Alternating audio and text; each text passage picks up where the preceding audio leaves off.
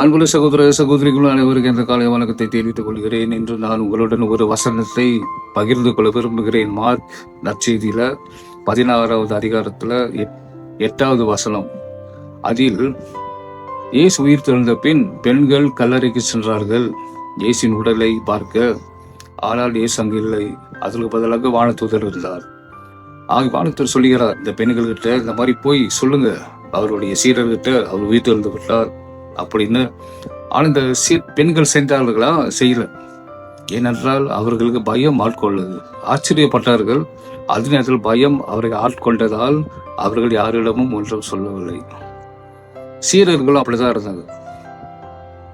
இயேசு அவர்களிடம் வருவதற்கு முன் பயத்தினால் மேல் வீட்டில் அறையில் எல்லாம் ஒன்றாக இருந்தார்கள். வெளியே வரவில்லை. ஏனென்றால் பயம், யூதர்கள் மேல் பயம்.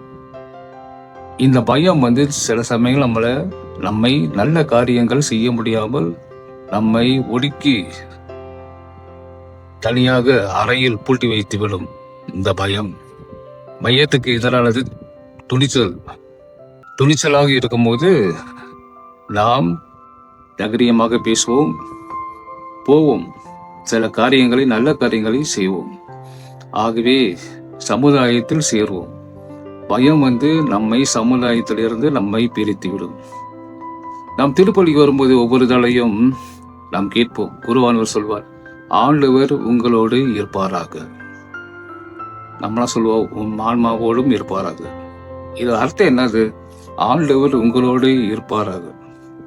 கடவுள் நம்மோடு இருக்கிறார். இயேசு நம்மோடு இருக்கிறார். உயிர் தெழுந்த இயேசு நம்மோடு இருக்கிறார். அதான் அர்த்தம். அப்ப வாழ்க்கையில பிரச்சனை இருக்கு, சவால்கள் இருக்கு, எல்லாம் இருக்கு. ஆனா எல்லாத்துக்கும் பயந்துகிட்டு இருந்தா முடியாது. பயப்பட தேவையில்லை. ஆண்டவர் நம்மோடு இருக்கிறார். இது அர்த்தம். ஒவ்வொரு தடையும் நம்ம திருப்பலிக்கு வரும்போது இதை கேட்போம், இந்த வார்த்தைய. ஆண்டவர் நம்மோடு இருக்கிறார். ஆகவே நாம் பயப்பட தேவையில்லை. துணிவோடு நாம் தைரியமாக நம்முடைய காரியங்களை, கடமைகளை மேற்கொள்ள வேண்டும் என்பதுதான் இதன் அர்த்தம். ஆகவே இதை உணர்ந்து நாம் செயல்படுவோம். ஆண்டவர் நம் அனைவரையும் ஆசீர்வதிப்பாராக.